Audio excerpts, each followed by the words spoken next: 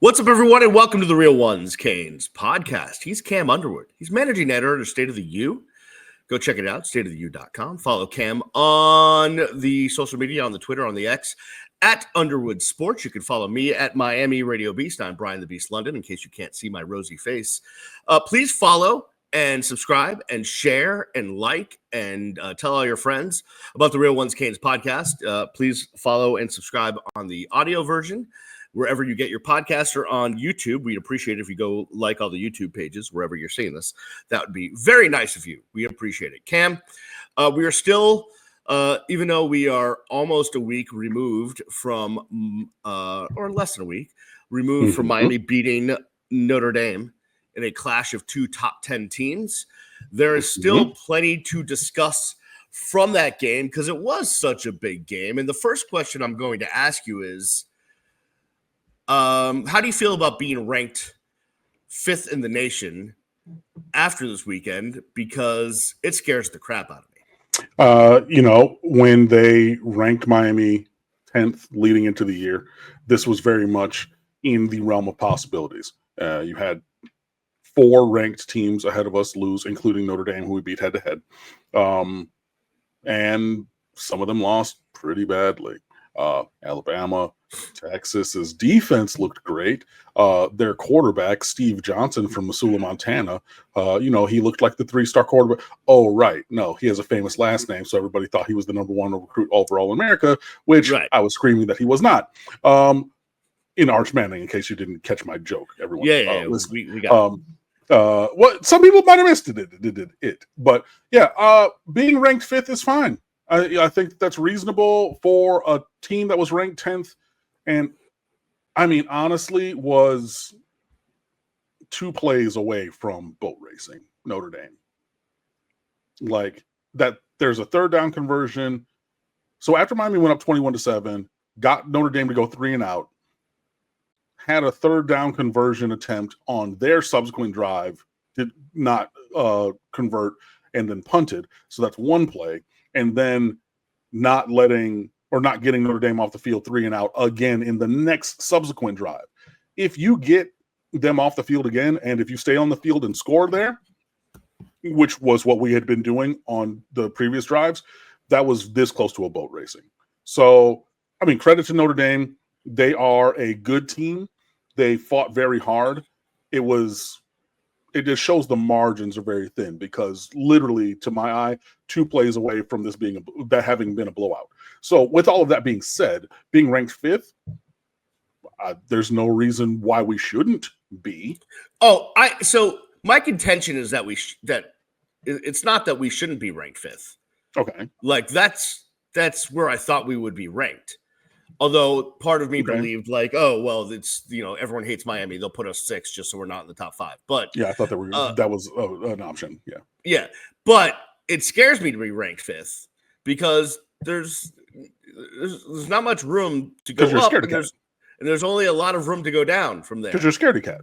Yeah, exactly. And look, I get where you're coming from. And everybody who has the same kind of view of the only way that you can really go is down, and it's not even once bitten twice shy at this point. It's a million times bitten with the guises of success and then the rug being pulled out from under us, whether you want to talk about 2017, whether you want to talk about 2018, whether you want to talk about 2021 or last year, even the options are there. So it's understandable to be a little bit weary of a high ranking, but this is why we played a game. This is what we brought Mario Cristobal here for. This is why we sent Manny Diaz packing when he had a team-wide coordinated campaign from the players to post on social media. We love Coach Diaz. We like him here. He did everything that he learned from his politician father to politic for that job. And we said, that's great. Pack your stuff and go. To bring in Mario Cristobal to get in positions like this. So, yeah, I get why people might be a little hesitant. I'm not. I admire that in you. I admire your confidence. Thank you. I respect it. I just don't have it. It's fine. the thing about it is, what does it hurt to look at the optimistic side in a situation where optimism is as reasonable as pessimism right now? Oh no, Because if we lose, we lose. Like, okay, like I'm not blocking and tackling. You're not blocking and tackling. So, look, we've been there. We were literally both there sitting next to each other on the not the Notre Dame game, the Georgia Tech trying to get Donald Chaney his 100 yards. We were there, you and I, and Brandon and others sat in that press conference and looked Mario in the face. We were there. So we've been through this fire, and I understand. But my point is, whether we want them to win or don't, or think that they might or not, the result is going to be the result, opposite outside of our mentality. So I'm choosing in this instance with a team that is finally looking like a top tier kind of a team to be a little bit more optimistic. Okay, so listen, Miami plays Bethune Cookman, Hard Rock, Saturday night, 7 p.m. For all of the obvious reasons. Yes, Cam. Quick question. Went back to my school roots by raising my hand there. Over under 45,000 people. How many people show up on Saturday, Brian? Announced or actual? Actual. Oh, under. Yeah. Announced it's going to be. Okay, so then announced over or under 55. Ooh. Announced. Under. It'll be like 49. Okay. Announced being tickets sold by the ticket. Right, correct. Oh, so, some idiot from FSU jumped into my mentions when I tweeted out the attendance, as I do every time, even though every person does it and it's annoying. I just keep doing it because it's like, oh, I want to see how fast I can type. So Fair. some turd bucket from FSU gets into my mentions and it's like, there's no chance there's whatever 66,000 people there. I'm looking on TV. I can count empty seats. And I'm like, dude, one, I don't know if you know this or not. People leave their seats to go drink and have food. And especially in the club section, they like to just watch the game inside for some stupid reason. So that's one.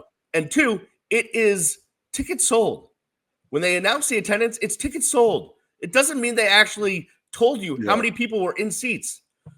Anyways, I just please leave me alone. Just leave me alone. Go deal with your own team. I'm glad they won. It's great. I can't wait till October. I'll be up there, but just leave me alone. That was funny. Turd bucket. That's a new one. And that literally, like, real tears in my eyes. I don't know if you guys are watching the video version. Like, seriously, like, honest tears. Hilarious. And yeah, it's become a running bit for you at this point of, like, tweeting out the attendance. I retweeted people because, like, I don't know where everybody was that they got a clean view to the corner scoreboards to take a picture of the graphic on the boards. Like, I saw Will Manso. I saw, like, there are multiple people who had these. Maybe it's because they sit in the front row at the press box, and because the TV people are to our left. They're in the separate press box, so they have like a different angle than us. Oh, you're right. Yeah. But it wasn't just him. But, like, I saw multiple people, like, took a picture of the graphics. So then I just retweeted that and everything. But yeah, it is tickets sold by the ticket department, not butts in seats. All right. But whatever. After having a few days to marinate on the game, because as I listen to other podcasts, read other articles, check in online, I still see people that are not happy with the conservative approach on offense to play to win the game via touchdown as opposed to via field goal. Okay. And I also see lots of, let's run it up the middle again, you dolts. And I'm just wondering how we feel about those two items after taking a few days to kind of think about the game in its totality. Miami went into Operation Shutdown immediately after going up 21-7, and that was not preferable for me. I think it was 4-5 consecutive 3-and-outs after building that 2-touchdown lead. And again, if you convert that first third down of the because you got a 3-and-out from them after going up by 2 scores, convert that first third down, and then start marching down the field. But yeah, I get inside zone or zone. It's not a read, but like inside zone or like wham and dive. Those are going to be our inside, the foundations of the running game. But like Notre Dame finally decided that they were going to, boss up and try to do a little something there. I needed a little bit more diversity. I needed a little bit more, but I get it where you're now playing house money up by 2 touchdowns against a very, very good team.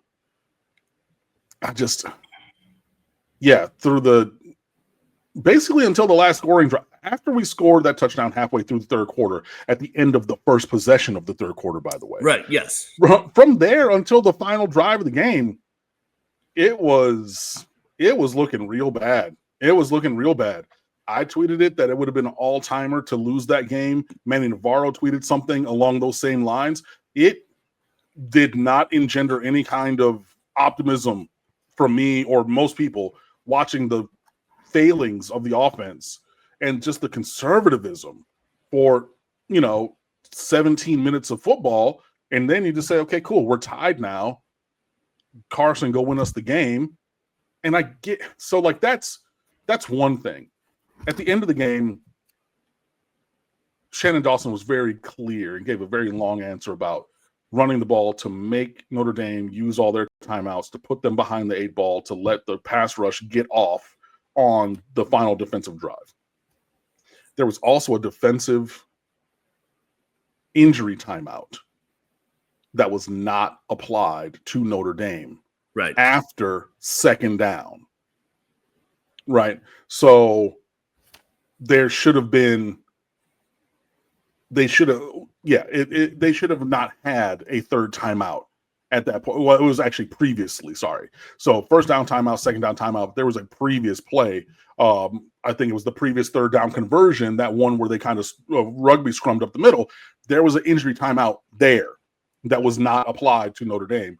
And that would have let the game go, the clock go down even further.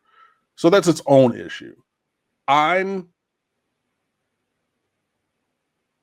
know. I didn't like it on either end, basically. So that's the short story long. I didn't like the conservatism after going up 2 scores. I didn't like it at the end. I tweeted it out. I said, I do not like playing for this 47-yard field goal by this unknown kid who's only hit 36% of the field goals he's attempted in his college career. I know he can kick it to the moon and back, but college kickers be missing from 22, buddy. So I did not like it. That last point is one that went through my mind, and I didn't like it either, which is the best of the college kickers can miss from close. Mm-hmm. They're not give-me's like they are in the NFL, where those guys are just automatic from anything, basically at this point, 50 in, they're automatic. It used to be 40, now it's 50. Soon it'll be like, 58 and in, you're perfect. That's one. 2, listen, you've got the more experienced quarterback. You've got the more experienced offense. You've got the more experienced, no, I'm not going to say coordinator, because Coach Ash is a good coordinator, but go win the game. Go win the game. That's that. Mm-hmm. Now on the other side of things, I'm just wondering if you're Mario Cristobal and Shannon Dawson and you just trust your offensive line immensely, and you think that if you just keep throwing it up the middle, one of these will break for 5 yards and you'll get a first down, as opposed to 3 yards or 2 yards or being stuffed at the line of scrimmage. I can see that. I don't agree with it, but I can see where you're coming from. Right, but I mean, you also have to look at the game that was being played. Like, that had been happening previously, and in that dry spell of 3-and-out after 3-and-out after 3-and-out, they were not getting that same push. They were not creating those same creases. So, yeah, it was a little tough to watch. I'm not going to lie. Like, it was, definitely watching whatever you want to say, it's a horror movie and you're just watching the bad guy coming at you. It's Mike Myers. He's just walking towards you, but you know he's going to get there, type thing. And yeah, it was not a comfortable win. I'm elated that we found a way to win. I always start off every good, bad, and ugly after a win by 2 lines of saying we won the game. I'm going to say it again. It is hard to win games, and so winning, I'm always going to highlight. That being said, I think that we made the path to victory a little bit harder on ourselves than the work that we did for the first 38 minutes of the game had us in position for it to be. I think we made it more difficult. So another thing I want to get to before we flip it on the other side and start looking ahead is I want to give credit to JoJo Trader specifically because he was getting manhandled by Notre Dame and did not respond. If you remember back to any of the last 5 years, had that been Jacoby George? That is correct. 15-yard penalty on this. And I mean, he was, picked up by his face mask twice. Correct, yes. Punched, slapped in the face right in front of the referee, and just took it and then just shrugged it off. Yeah, that kind of composure you're going to need to have, because had there been a 15-yard penalty there, maybe we don't get the field goal. Maybe things go differently. So yeah, definitely shout out to him. Just across the board, there were several dirty plays I thought from Notre Dame that we did not react to. And shout out to the team for that. So and using JoJo as the microcosm, because there were a couple real bad ones, especially at the end of the game when it's when it's just run game. So we're run blocking. It's just standing there type things. Yeah, no, that's a good call out for sure. By the way, great job. And Mario credited the receivers with their blocking, as did Shannon Dawson. Like, those guys did a great job of blocking. So, it's not like a lot of times. I looked at JoJo Trader's numbers and his snap count and all of that stuff, or not his snap count, but his targets. And I was a little disappointed. But then when you go back and rewatch, or you listen to Mario and Shannon talk about the great job he did blocking and all those guys, it's like, you know what? Sometimes it doesn't always show up in the numbers. So guys can have good games and help the team win without necessarily making a game-winning catch. So I think that's important to remember. All right, let's take a break. On the other side, I want to look ahead. Is our outlook still the same on this team? And, you're going into a game against Berthune Cookaman, a team that, is going to come in here and do their best, but just not physically are going to be at the same level. So how do you approach this game? We'll get into that more on the other side. You're listening to Watching the Real Ones Canes podcast. Welcome back to the Real Ones Canes podcast. He is Cam Underwood, managing editor, State of the U. Follow him on the socials at Underwood Sports. Go check out stateoftheu.com. All sorts of stuff. There's the recap of the game against Notre Dame, looking ahead to this game against Berthune Cookaman, talking about ACC football in week 2, all sorts of stuff going on at stateoftheu.com, Cam. It's a great website, and it's free. It is a great website, and it is free, and we talk about it so much that, you know what, I'm going to take a quick half second and show the people. So we have the feed over here on the right, posting some great things. And then all of the articles right here. And again, optimized for mobile even more. College football lines and picks. We got our ACC rooting guide. Matchup of the week is back. How to watch. Recaps of all kinds of different things. Commentary and analysis to an elite level. Only a click away. Stateoftheu.com. Please come over and fan with us. Thank you. Yeah, no problem. Glad I could be of assistance. Anytime. I don't think I did anything, but glad I could be there for you.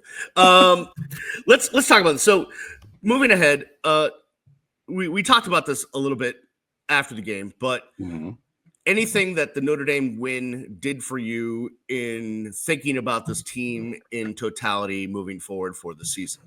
Again, I predicted 11-1 coming into the year, and this just validates my thoughts that this is a team that is built to compete for championships and should have the kind of season in total that has eluded the team over the course of time. And then also just as recently as last year, again, I get 10-2 was a step forward. You can't lose those 2 games, and you cannot lose at Syracuse after being up 21-0 in the second quarter. You just cannot. But yeah, finding a way to beat a very, very talented and very good Notre Dame team. Again, I think very close to having blown them out, to be honest. But we didn't, and we had to fight back. So you still see the production, the performance, the resiliency, all of those kind of things. Yeah, it just really is proof positive of what Mario has been building and selling down there in Coral Gables. I'm fully bought in, and I expect this to be a season that we should enjoy. Yeah, I was not as positive before the season. I'm slightly more positive now, but I'm still waiting for the bottom to drop out in some game that we should not have lost. I'm still waiting for some. I'm waiting for Mario to Mario, and it's unfortunate that I say it that way, but that's like how I feel. It's not an unreasonable thought. Dan Le Batard on his show said basically Mario showed all the things why you would love him as your coach and also hate. And he thinks that there's a game where Mario will Mario, and then that Marioing will cost Miami a win. I understand where you're coming from. That is, an ever-present concern. But when you take a 50-50 game, I mean, I thought it was a 50-50, probably 60-40 towards Miami win-lose game.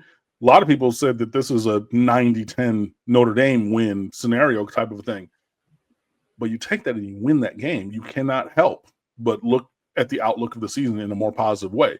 Now, it's another thing that I wrote on stateoftheu.com this week. It is incumbent upon the Miami Hurricanes to be focused and consistent from here on out to validate that win. Because if you go and you lose some random, game or games, plural, it undoes the work that you did, at the beginning of the year. So that is a concern, but hopefully this program is built to, not pay attention to the exterior noise, which they always say that they don't, even though multiple players said that they had articles from various websites. Yeah, Ruben Bain seemed to pay attention to the exterior noise because he had lots of things written in his notebook. But yeah, well, I mean, but they got to go out there and show and prove. So I understand the both sides, but I mean, I just winning that game in that spot where most people had it written off as a Miami loss, you got to feel good about it. That would bring us to this week and Miami taking on Berthune Cookaman, Hard Rock Stadium, 7 p.m. on Saturday night. We're recording this Thursday afternoon around 4 p.m. Berthune Cookaman comes in with Coach Raymond Woody, who not only is from down here in South Florida, played at Palmetto, went to Berthune Cookaman, but also coached for a year on the staff at Oregon when Mario was on the staff in 2017. So they know each other very well. And I think Mario has a ton of respect for Coach Woody and the program that he's got going on at Berthune Cookaman. So I don't think anyone's taking anyone lightly. I cringe when certain questions are asked in post-game press conferences about, well, next week you're playing a team that really has no business being on the field with you. That was the guy that I didn't want to sit next to. In any event, I cringe at those questions, and because the coaches aren't like you don't put them in that position. On the other hand, we know that Miami is just more talented, more physically imposing than Berthune Cookaman. So this week, you hope to see what from this squad in this game? Domination.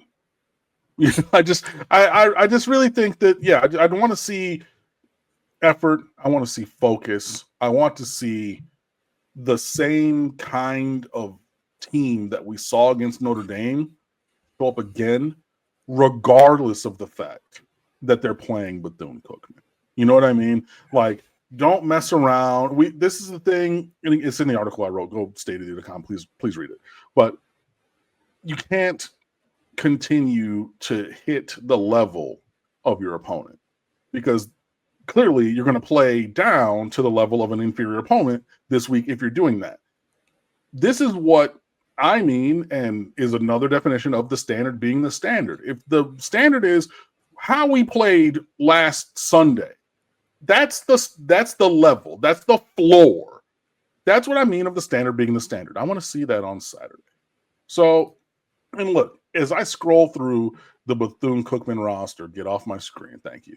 They have some nice transfers. They got a guy from Nevada, McNeese State, Montana State, FIU, Pittsburgh, a receiver from there, Wofford, a great academic institution. Don't know, they're really great at football, Division III, Arkansas State, JUCO, Middle Tennessee State, and another FIU guy, and some more. So they have some dudes who have played, at the FBS level. Not the Wofford guy, but they do have some talented guys. And there's a lot of pride because these guys were probably not recruited by Miami, even if they went to Pittsburgh or FIU. And they're going to want to go out here and show what they can. When I was talking about them playing FAMU many, many years ago, I had almost the whole FAMU roster hop in my mentions of State of the U and talk about, oh, well, we had a scholarship and I went to camp down there at Coral Gables, da-da-da-da-da. But you're playing for FAMU, buddy. It just – but even with that, the mentality is – if they go make one play, maybe that gets them a look in training camp. Maybe that gets them a spot in the Canadian League. Maybe that, whatever. So they're going to want to play hard.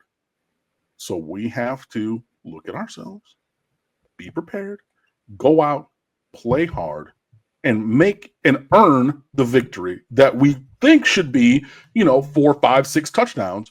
But they're not just going to lay down and give it to you. You have to go there. You have to play well. And you have to take it from them. And I want to see that happen on Saturday, Brian.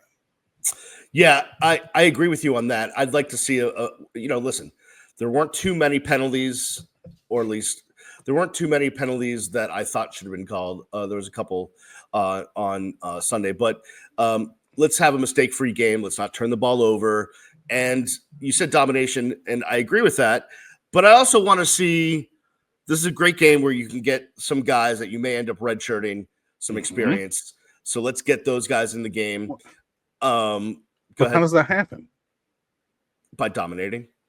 Thank you. Because look, if the starters don't go out there and start running up a check, you're not putting the second, third stringers in there. You know what I mean? So as you're on the screen, me, left hand, washes, you, right hand, and we start out dominating, get a 35-point lead, whoop, and then it goes over to you.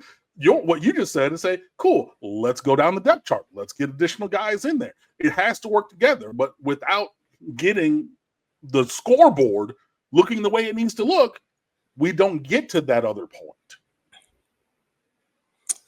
Yeah, no, I mean, obviously, you have to establish yourself and have a great game before you let the guys that might redshirt get in there. But and even guys that aren't going to redshirt, I want to, I want to see Ray Joseph get some run at receiver. I want to see Josh Moore get some run at receiver. There's guys that I want to see.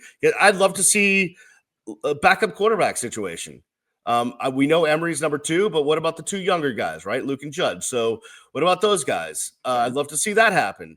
And there's plenty of youngins on defense I'd love to see get some run. So yeah, this is a good game for that. Heck, you know what? Let's let Carter Davis kick the first few field goals, and then let's bring in Bert Auburn. I knew you were going to say that. I mean, I don't agree.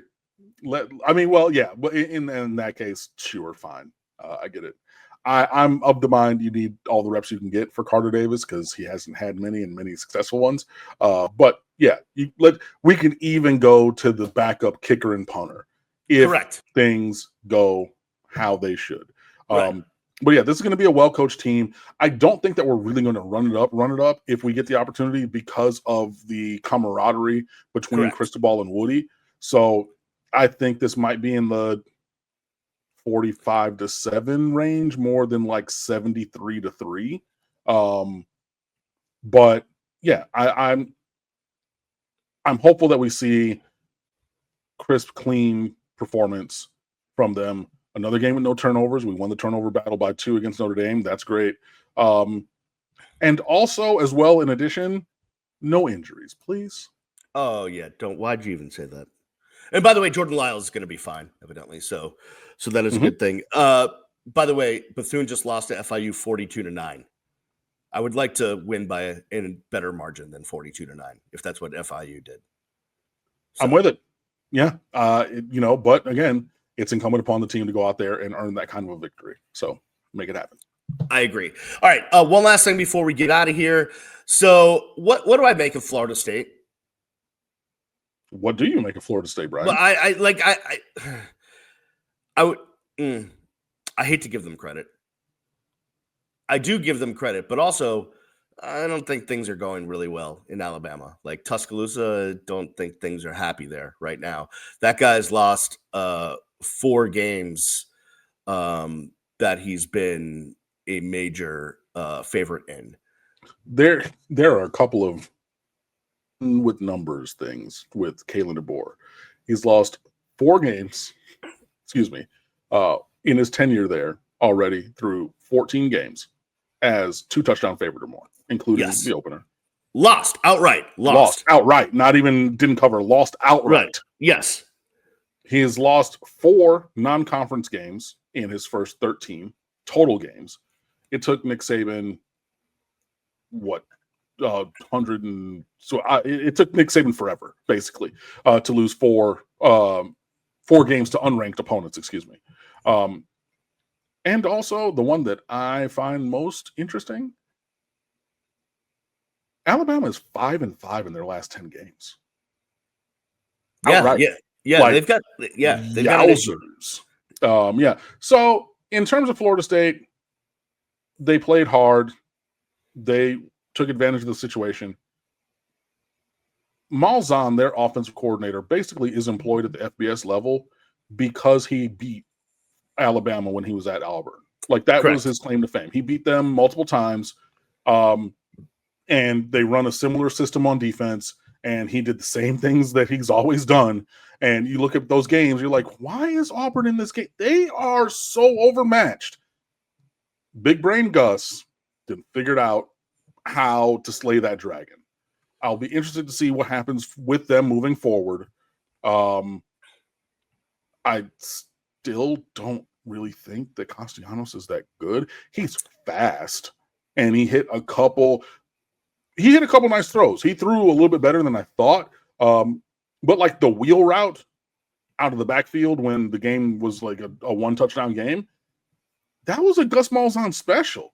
Like that was a near touchdown by alignment, so it is interesting. They are not, through one game, the lifeless bunch that they were last year. They clearly quit on that season entirely. So they're playing with a chip on their shoulder and something to prove. So worth watching. Being aware, I guess. Florida State has East Texas A&M. I didn't even know that was a school, but that's who they have this week. Kent State next week. So they're going to be 3-0 when they head to Virginia to start their ACC conference play on September 26th. And of course, Miami will see them the week after that. Yes, the week after that, as that will be Miami's first road game. Exciting. In Tallahassee. Can't wait for that. So excited for that. Can't wait for that drive. So excited for that drive. Okay. Love the fact that can't even stay in Tallahassee. Can't find a hotel. Have to stay 2 hours away. Perfect. Yeah, no, you're not bitter or trying to say those things to convince yourself that you are looking forward to that drive and excited for that drive. So excited about it. By the way, by me saying this just means that's where my son's going to end up going to college, and I'm going to have to make that drive often. That's just what's going to happen. Well, GG's to that. I have never been to Tallahassee a day in my life, and I am not going to change that this year. So you should stay away. You should definitely stay away. I have and will continue to do so. Yeah, no doubt about it. All right. That'll do it for us for this week. We will look for the post-game show on Sunday at some point in time. Yep. Hopefully Miami gets through a nice, clean game against Berthune Cookaman, and we're talking about 2-0 and heading into a game the week after that you may have a little more competition against USF. So we will see what happens there, but we will do that on the flip side on Sunday. All right, everybody. Thanks for watching. Thanks for listening. For Cam Underwood, managing editor, State of the U. Follow him at Underwood Sports. I am Brian the Beast London. Follow me at Miami Radio Beast. We will see you next time right here on the Real Ones Canes podcast. Peace.